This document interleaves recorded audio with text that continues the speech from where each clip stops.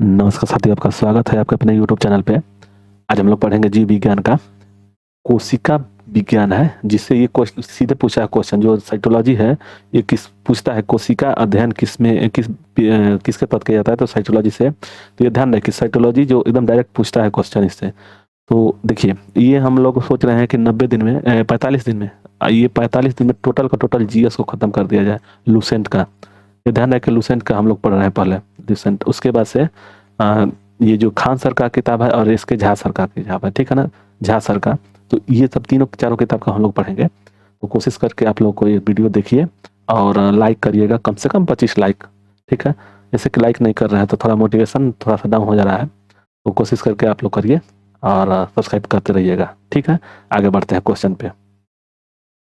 आगे क्वेश्चन है कि सेल सेल नाम किस वैज्ञानिक ने सर्वप्रथम दिया था? Cell, Fleming, Leeuwenhoek, Robert Hooke, Brown. तो इसका आंसर हो जाएगा रॉबर्ट हुक ने सेल का नाम जिसे दिया था, तो रॉबर्ट हुक ने दिया था। तो इसका आंसर सी हो जाएगा। कौन सी रचना जंतु कोशिका को वनस्पति कोशिका से विभेदित करती है? जंतु कोशिका से वनस्पति कोशिका से विभाजित करती है। तो इसमें राइबोसोम, माइटोकॉन्ड्रिया, सेंट्रोमियम और सेंट्रियोल। तो इसका आंसर हो जाएगा 2 का डी हो जाएगा, सेंट्रियोल। सेंट्रियोल का मतलब कि जंतु विज्ञान जंतु कोशिका और वनस्पति कोशिका को विभेदित करती है सेंट्रियोल, सेंट्रियोल, ठीक है। कोशिका में राइबोसोम की अनुपस्थिति में कौन सा कार्य संपादित नहीं होता है? याद रहे, देखिए दिया हुआ नहीं, तो ये क्वेश्चन में कहीं भी नहीं दिया रहता है, तो उसमें बड़ा गौर करके क्वेश्चन का आंसर दिया जाता है। तो दिया हुआ है कि ऑप्शन में कि श्वसन, उत्सर्जन, प्रोटीन संश्लेषण, कार्बोहाइड्रेट संश्लेषण। तो इसका आंसर हो जाएगा 3 का सी हो जाएगा, प्रोटीन संश्लेषण। यानी कोशिका में राइबोसोम की अनुपस्थिति में कौन सी कार्य संपादित नहीं होती है? तो ये ध्यान है, कोशिका में राइबोसोम की अनुपस्थिति में, तो ये प्रोटीन हो जाएगा, ठीक है। आगे, यदि माइटोकॉन्ड्रिया काम करना बंद कर दे तो कोशिका में कौन सा कार्य नहीं होगा? भोजन का अवकरण, भोजन का ऑक्सीकरण, भोजन का पाचन, भोजन का अवशोषण। तो 4 का हो जाएगा बी हो जाएगा, भोजन का ऑक्सीकरण। आगे, कोशिका का ऊर्जा गृह किसको कहा जाता है? ऊर्जा गृह, पावर हाउस कोशिका का। तो इसका आंसर दिया हुआ है ऑप्शन में कि गाल्जिकाय, न्यूक्लियोलस, माइटोकॉन्ड्रिया, राइबोसोम। तो आंसर हो जाएगा सी हो जाएगा, माइटोकॉन्ड्रिया। यानी कोशिका का ऊर्जा गृह माइटोकॉन्ड्रिया को कहते हैं, ठीक है। आगे, निम्नलिखित में से कौन सबसे बड़ा कोशिकांग है? गुणसूत्र, माइटोकॉन्ड्रिया, प्लास्टिड, गाल्जिका है। तो 6 का हो जाएगा सी, प्लास्टिड, ठीक है। सबसे बड़ा कोशिका है प्लास्टिड। आगे, कोशिका में प्रोटीन संश्लेषण कहाँ होता है? कोशिका में प्रोटीन संश्लेषण कहाँ होता है? गाल्जिकाय में, राइबोसोम में, माइटोकॉन्ड्रिया में, सेंट्रोसोम में। तो 7 का हो जाएगा बी, राइबोसोम में। प्रोटीन संश्लेषण कहाँ होता है? तो राइबोसोम में। आगे, पादप कोशिकाओं का सबसे बाहरी आवरण कहलाता है? पादप कोशिकाओं का सबसे बाहरी आवरण कहलाता है कोशिका झिल्ली, कोशिका भित्ति, टोनोप्लास्ट, अंतःप्रदयी जलिका। तो इसका आंसर हो जाएगा 8 का बी हो जाएगा, कोशिका भित्ति। बाहरी आवरण को कोशिका भित्ति बोलते हैं, ठीक है। कोशिका को एक निश्चित रूप प्रदान करती है कोशिका झिल्ली, कोशिका भित्ति, केंद्रिका, गाल्जिका है। तो 9 का हो जाएगा बी, कोशिका भित्ति। यानी निश्चित रूप प्रदान करती है वो है कोशिका भित्ति। कोशिका द्रव्य में उपस्थित महीन, शाखित, झिल्लीदार और अनियमित नलिकाओं का घना जाल कहलाता है गाल्जिकाय, माइटोकॉन्ड्रिया, राइबोसोम, अंतःप्रद्रव्यी जलिका। तो इसका आंसर हो जाएगा 10 का डी हो जाएगा, ये वाला दिया हुआ कि महीन, शाखित, झिल्लीदार, अनियमित नलिकाओं का घना जाल होता है, इसको बोलते हैं अंतःप्रद्रव्यी जलिका। ओके।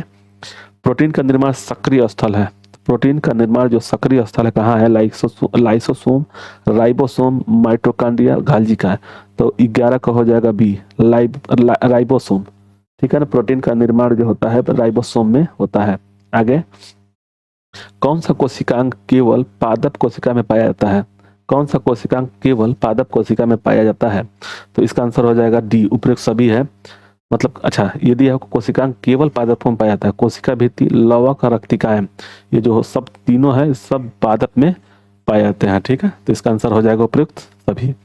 कोशिकीय शोषण का सक्रिय स्थल, कोशिकीय शोषण का सक्रिय स्थल गाल्जिका, माइटोकॉन्ड्रिया, राइबोसोम, लाइसोसोम। तो इसका आंसर हो जाएगा 13 का बी, माइटोकॉन्ड्रिया जो है शोषण का सक्रिय स्थल है। आगे, अवाडी लवक मुख्यतः पाए जाते हैं। जड़ों की कोशिका में, तनों की कोशिका में, पत्तियों की कोशिकाओं में, फूलों की कोशिकाओं में। तो 14 का हो जाएगा ए। जड़ों की कोशिकाओं में अवार्डिक लवक पाए जाते हैं, लाइकोप्लास्ट, ल्यूकोप्लास्ट। आगे, फूलों और बीजों के को विभिन्न प्रकार के आकर्षण रंग प्रदान करता है। फूलों और बीजों को विभिन्न प्रकार के आकर्षण रंग प्रदान करता है। इसमें से कौन सा है? Leucoplast, chromoplast, chloroplast, tonoplast. तो 15 का हो जाएगा बी, क्रोमोप्लास्ट।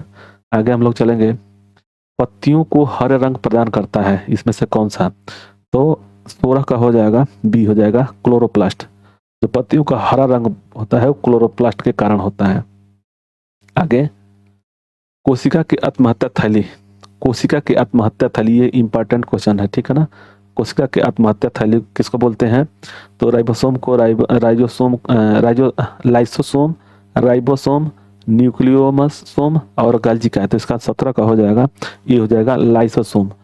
आत्महत्या की थैली लाइसोसोम, ठीक है। आगे, लाइसोसोम में पाया जाने वाला वह एंजाइम जिनमें जीव द्रव्य को घुला देने और नष्ट कर देने की क्षमता होती है, कहलाता है सेल सैप, साइटोप्लाज्म, न्यूक्लियोप्लाज्म और हाइड्रोलाइटिक एंजाइम। तो इसका आंसर हो जाएगा 18 का डी हो जाएगा, हाइड्रोलाइटिक एंजाइम। आगे, 80% से अधिक सेल कोशिकाएं पाए जाने वाला पदार्थ है, प्रोटीन, चर्बी, खनिज, जल। 80% से अधिक सेल जो कोशिका जो होती है उसमें पाया जाने वाला पदार्थ कौन सा है? तो 19 का हो जाएगा डी, होता है जल। 80% जल पाया जाता है। आगे, दिया हुआ है कि निम्नलिखित में से वह मूल अवधारणा किसकी थी कि सभी जीव कोशिकाओं के बने होते हैं? पाश्चर क्या दिया है कि मूल अवधारणा प्रस्तुत की थी, सभी जीव कोशिकाओं के बने होते हैं, सभी जीव कोशिकाओं के बने होते हैं। तो इनमें से देखना है चारों में से कि कौन कौन बोले थे। तो 20 का हो जाएगा, 20 का डी हो जाएगा 2 और 4, यानी कि ये स्लाइडेन और टी स्वान ने बोले थे कि सजीव के कोशिकाओं के बने होते हैं, यानी कि स्लाइडेन और स्वान का नाम सुने होंगे। तो इसका आंसर हो जाएगा डी। आगे, किसकी उपस्थिति के कारण किसी पादप कोशिकाओं और पशु कोशिका में अंतर पाया जाता है? किसकी उपस्थिति के कारण पादप कोशिकाओं और पशु कोशिकाओं में अंतर पाया जाता है? तो क्लोरोप्लास्ट, कोशिका भित्ति, कोशिका कला और केंद्रक। तो 21 का हो जाएगा बी, कोशिका भित्ति। आगे, कल्जिका का मुख्य कार्य क्या है? कल्जिका का मुख्य कार्य है श्वसन, कोशिका विभाजन शुरू करना, पाचक, रस उत्पन्न करना, स्रावी। तो 22 का हो जाएगा डी, हो जाएगा स्रावी। कल्जिका का मुख्य कार्य स्रावी है। निम्नलिखित में से कौन सा कोशिकांग डीएनए में रखता है? डीएनए रखता है माइटोकॉन्ड्रिया, कल्जिका, लाइसोसोम, सेंट्रियोम। तो 23 का हो जाएगा डी, सेंट्रियोम। ठीक है, कोशिकांग डीएनए में रखता है सेंट्रियोम। कौन सी कोशिकांग प्रोटीन संश्लेषण में प्रमुख भूमिका निभाता है? प्रोटीन संश्लेषण में प्रमुख भूमिका निभाता है लाइसोसोम एवं सेंट्रोसोम, एंडोप्लाज्मिक रेटिकुलम एवं राइबोसोम, गल्जिका उपकरण और माइटोकॉन्ड्रिया, लाइसोसोम एवं माइटोकॉन्ड्रिया। तो इसका आंसर कौन सा हो जाएगा? तो इसका आंसर हो जाएगा बी, प्लाज्मिक रेटिकुलम एवं राइबोसोम। आगे, प्रोग्राम्ड सेल डेथ का कोशिकीय एवं आणविक नियंत्रण क्या कहलाता है? तो इसका आंसर हो जाएगा 25 का बी, हो जाएगा एंजिंग। ठीक है ना, एंजिंग। आगे, कौन सा अंगक प्रायः जंतु कोशिका में उपस्थित नहीं होती है? लवक, गाल्जिकाय, माइटोकॉन्ड्रिया, अंतःप्रद्रव्य जालक। तो इसका आंसर हो जाएगा सी, देखिए ए हो जाएगा लवक। 26 का हो जाएगा लवक। ठीक है, सी गलत से निकल गया, सॉरी। लाइसोसोम का कार्य है, लाइसोसोम का कार्य करता है, तो लाइसोसोम्स जो होता है उसका कार्य क्या है? तो प्रोटीन संश्लेषण में, प्रोसेसिंग तथा पैकेजिंग में, अंतःकोशिकीय पाचन में और वसा संश्लेषण में। तो इसका आंसर हो जाएगा 27 का सी, हो जाएगा अंतःकोशिकीय पाचन में। आगे, कोशिका भित्ति होती है, माने सेल वाल होती है, सेल वाल पारगम्य, अर्धपारगम्य, चयनात्मक, अपारगम्य। ठीक है, तो इसका आंसर हो जाएगा 28 का ए हो जाएगा, पारगम्य। कोशिका भित्ति होती है पारगम्य। आगे, माइटोकॉन्ड्रिया के भीतरी वलन कहलाता है क्रिस्टी, ऑक्सीसोम, मैट्रिक्स, माइक्रोसोम। तो इसका आंसर हो जाएगा 29 का ए हो जाएगा क्रिस्टी। मतलब माइटोकॉन्ड्रिया का भीतरी वलन जो होता है, भीतरी वलन कहलाता है क्रिस्टी। आगे माइटोकॉन्ड्रिया किस में अनुपस्थित होता है? अनुपस्थित पूछ रहा है। ईस्ट में, कवक में, जीवाणु में, हरे सवाल में। तो 30 का हो जाएगा, 30 का सी हो जाएगा जीवाणु। जीवाणु में माइटोकॉन्ड्रिया अनुपस्थित होता है। इसका मतलब कि ईस्ट में, कवक में और हरे सवाल में माइटोकॉन्ड्रिया रहता है। तो इसका आंसर हो जाएगा सी। जीवाणु जीव द्रव्य प्रोटोप्लाज्म। प्रोटोप्लाज्म शब्द का प्रयोग सर्वप्रथम किसने किया था? जीव द्रव्य का। तो इसका आंसर हो जाएगा 31 का बी हो जाएगा पुरकिंजे। जीव द्रव्य पुरकिंजे। जीव द्रव्य पुरकिंजे। जीव द्रव्य जीवन का भौतिक आधार है, यह किसका कथन है? हेनरी लेमार्क, हैक्सले और ट्रेविरेनस। तो इसका आंसर 32 का क्या होगा? तो 32 का हो जाएगा सी, हैक्सले। आगे डीएनए के द्विहेलिक्स प्रारूप को पहली बार किसने प्रस्तावित किया था?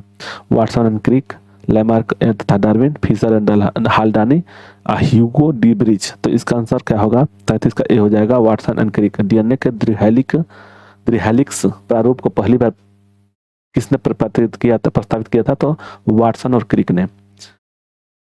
34 है न्यूक्लियस की खोज सर्वप्रथम किसने की थी? ल्यूमेनहॉक, स्वान, हॉफमिस्टर, ब्राउन। तो 34 का क्या होगा? तो 34 का डी हो जाएगा ब्राउन, न्यूक्लियस ब्राउन। ठीक है। आगे कोशिका की क्रियात्मक गतिविधियां नियंत्रित होती है कोशिका द्वारा, माइटोकॉन्ड्रिया द्वारा और जीव द्रव्य द्वारा, केंद्रक द्वारा। तो 35 का हो जाएगा डी, केंद्रक द्वारा। आगे हम लोग देखेंगे गुणसूत्र शब्द प्रदान किया। गुणसूत्र क्रोमोसोम्स, इसमें से हॉफमिस्टर, वाल्डेयर, सूटन, अबैगनर। तो गुणसूत्र का शब्द उत्पादन किया था, मतलब किसने बताया था? तो इसका आंसर हो जाएगा 36 का बी हो जाएगा, वाल्डेयर। आगे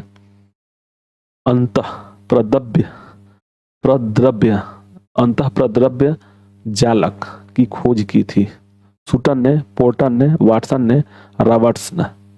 तो 37 का हो जाएगा बी, पोर्टर ने। ठीक है ना। प्रद्रव्य जालक खोज किसने की थी? तो पोर्टर ने। दिया हुआ है 38 का इलेक्ट्रॉन सूक्ष्मदर्शी की खोज की। इलेक्ट्रॉन सूक्ष्मदर्शी की खोज की किसने? तो इसका हो जाएगा 38 का ए हो जाएगा, नाल तथा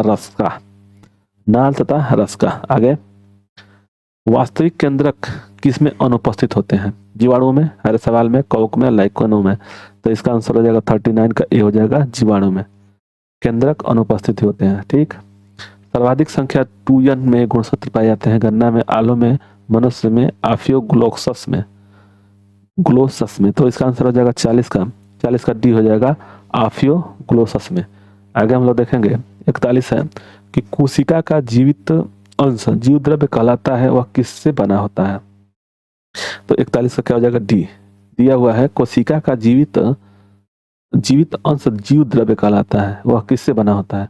तो बना होता है कोशिका द्रव्य, कोशिका केंद्रक द्रव्य और अंतःकोशिकांग से। आगे कोशिकीय व आणविक जीव विज्ञान केंद्र कहाँ स्थित है? कोशिका व आणविक जीव विज्ञान केंद्र कहाँ स्थित है? तो मुंबई, कोलकाता, बेंगलुरु, हैदराबाद। तो 42 का हो जाएगा डी, हैदराबाद में। आगे निम्नलिखित में से सबसे छोटी कोशिका माइक्रोप्लाज्म, अमीबा, श्वेत रक्त कणिका और लाल रक्त कणिका। तो इसका आंसर 43 का क्या हो जाएगा?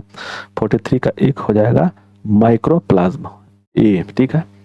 44 में दिया हुआ कोशिका के बारे में निम्नलिखित में से कौन सा सही नहीं है? याद रहे कि नहीं है, तो यानी कि इसमें से एक गलत होगा। तो ऑप्शन में दिया हुआ कोशिका के आकार और अमाप विशिष्ट कार्य से संबंधित होते हैं। कुछ कोशिकाओं के बदले आकार होते हैं। प्रत्येक कोशिका के निष्पादन की अपनी क्षमता होती है।